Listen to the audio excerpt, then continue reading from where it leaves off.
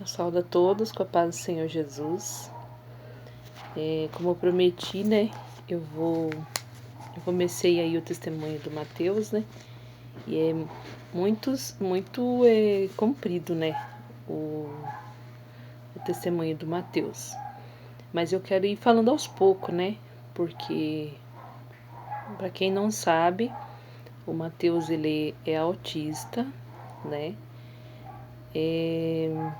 Então o testemunho dele, eu quero contar assim mais lentamente, mais em detalhes, então não são pouco tempo para a gente falar aqui, né? E meu celular tem pouca memória e eu vou gravando aos pouquinhos, tá bom?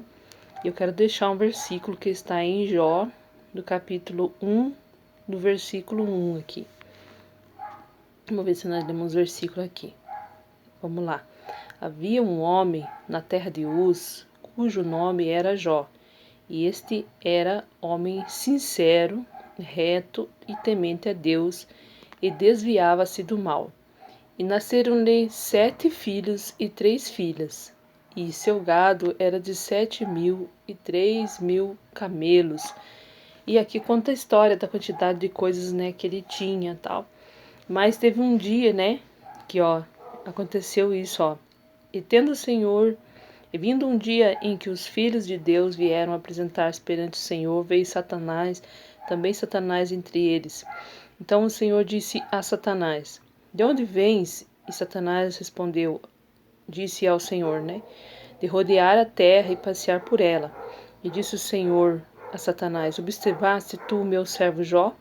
Porque ninguém há na terra semelhante a ele, homem sincero, reto, temente a Deus e desviando-se do mal. Então Satanás respondeu ao Senhor, né, e disse: Porventura teme Jó a Deus de balde, né? Então aqui começou a história de Jó, o sofrimento de Jó, né?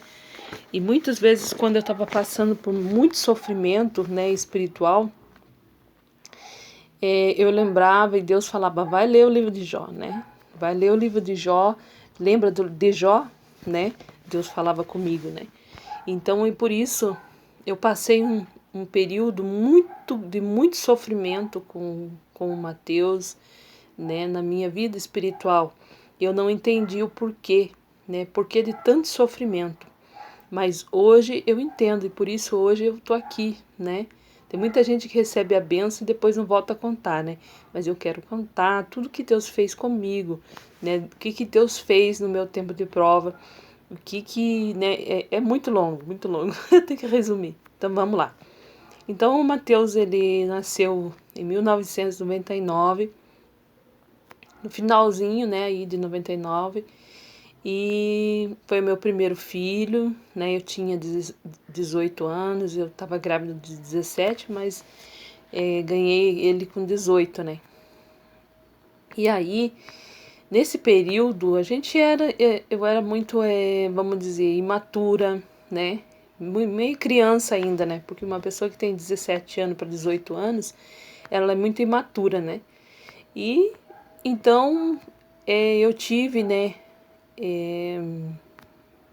Ali, Deus começou a eu tive a minha primeira experiência de vida, né, na presença de Deus, né?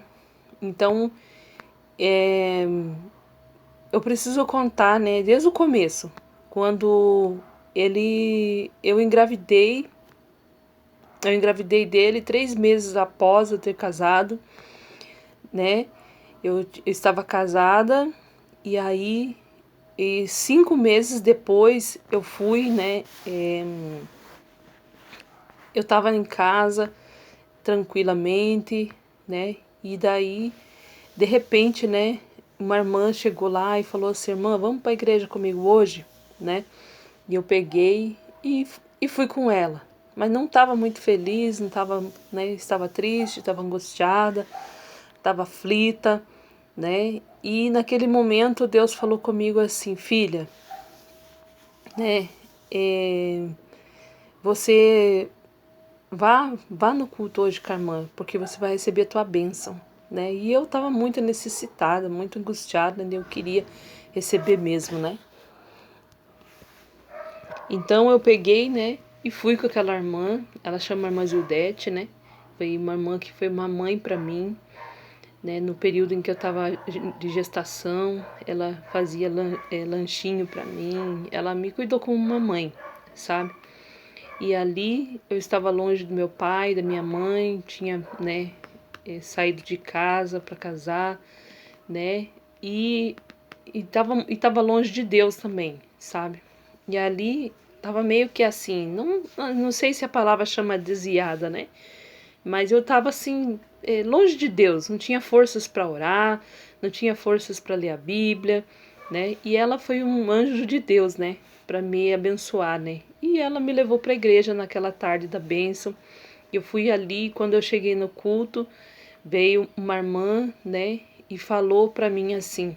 E foi quando eu estava entrando na igreja, eu falei assim na minha mente, eu falei assim, né? Hoje eu não quero conversar com ninguém, eu quero só ouvir Deus, né? E quando você pensar dessa maneira, quando você entrar dentro da igreja pensando dessa maneira, é certamente que você vai receber tua vitória, porque eu recebi naquela tarde, né? Você não vai ali para ouvir homem, você vai ouvir para ouvir Deus, e ali você vai ouvir. Amém? E ali eu ouvi Deus. Eu só sentei, eu pensei assim, não tenho forças nem para ajoelhar. Só sentei na cadeira e coloquei a minha cabeça, né, ali naquele banco. E ali Deus usou aquela profeta, não lembro o nome da profeta, não conheço a profeta, não sei quem que era. Eu só sei que era uma mulher de Deus que falou comigo. E ela falou para mim assim, saiu lá do púlpito, põe uma mão na minha cabeça, no meu braço, assim, nesse lado, assim, eu lembro. E ela falou assim, irmã, você diz assim que você não tem condições. Você diz eu não posso. Você diz eu não tenho. Você diz, né, não tenho condições de ter essa criança, nem condições psicológicas, mentais, nada. Eu não tinha, irmãos, não tinha. Eu tinha acabado de casar, meu esposo desempregado, aquela luta, aquela dificuldade, sabe? E eu ali, né, esperando assim, igual aqueles barcos parados, esperando a vida passar, sabe? Não tinha coragem de trabalhar, estava grávida, né? E sabe, aquele desânimo, aquele cansaço, sabe, tudo que se imaginar estava sobre mim, sabe?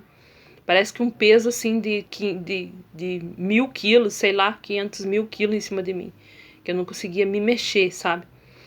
Então, e coisas assim, né? E naquele dia aquela irmã começou a profetizar sobre a minha vida.